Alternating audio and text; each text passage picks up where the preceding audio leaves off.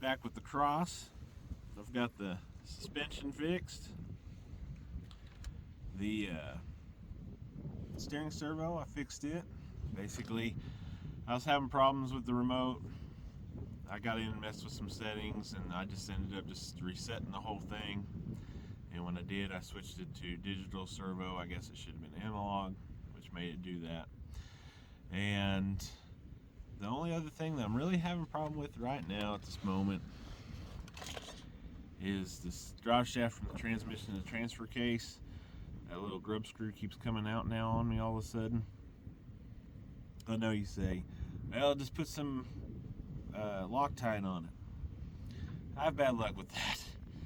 Every time I put Loctite on something, I need to get back in there and try to fix it, and I can't get it apart, and the screw strips, and I'm much more happier just putting the drive shaft back on and trying to tighten it back up.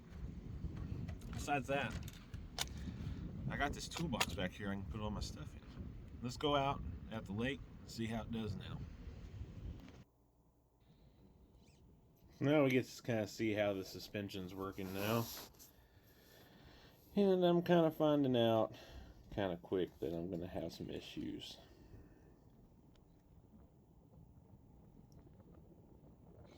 And there goes all my tools that I was so proud of in my toolbox.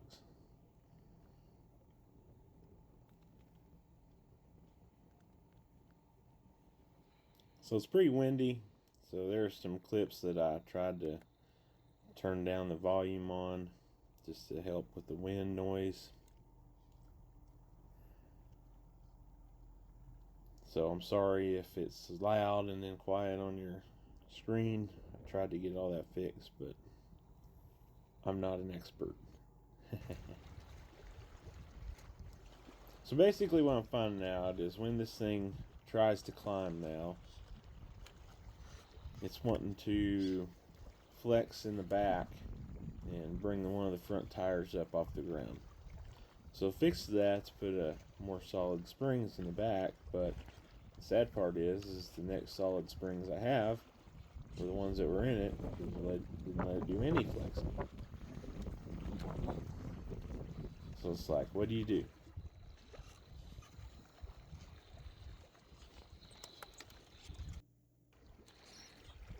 But it's definitely doing a lot better.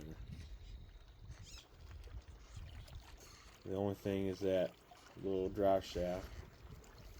And I'm really thinking about when I take this thing apart, I'll probably just drill that out and make it where it has a pin that goes through that.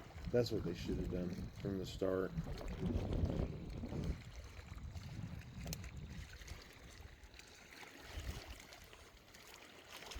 You know, some of these clips aren't all about the truck.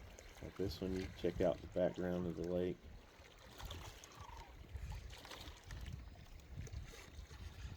Sometimes the background's what really helps these videos, I think.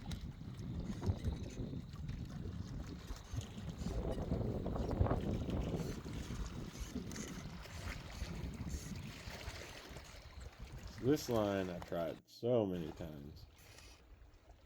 But as you'll see, my problem is kind of a two-part problem. It'll hold the front end in the air right after it gets off that little spot in the dirt. It's just holding the front end out. If it had brought that front end down, I think that would have helped a lot. Another part is the tires. They just do not want to grip on that.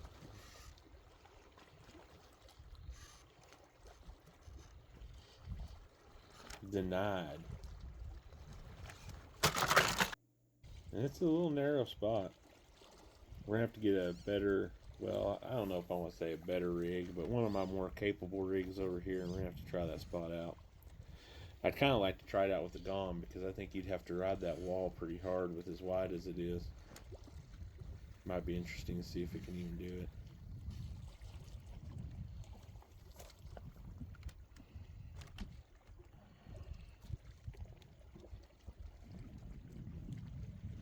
So aggravating, because it's like, it should be able to do it, and then it just brings that front tire up off the ground. So it's like, what do? Put a sway bar in the back? I don't know. And this, the underhang on the frame for their 4 links, kind of gets you hung up on a lot of things. They put ball bearings down there to try to help roll over things. But just like in the G-Made sawback, I think that one had the little rollers underneath. They just don't work out.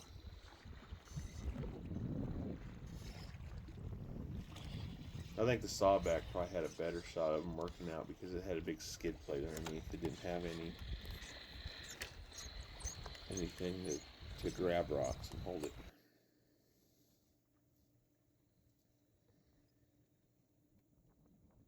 So it's a continuing process. We'll get it fixed. I think next is going to be take it apart and paint it, fix some of the little things on it that I've been wanting to fix or change to make my own.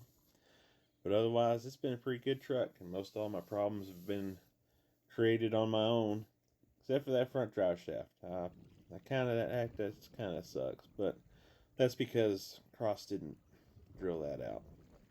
Thanks for watching. Make sure you subscribe and leave a comment.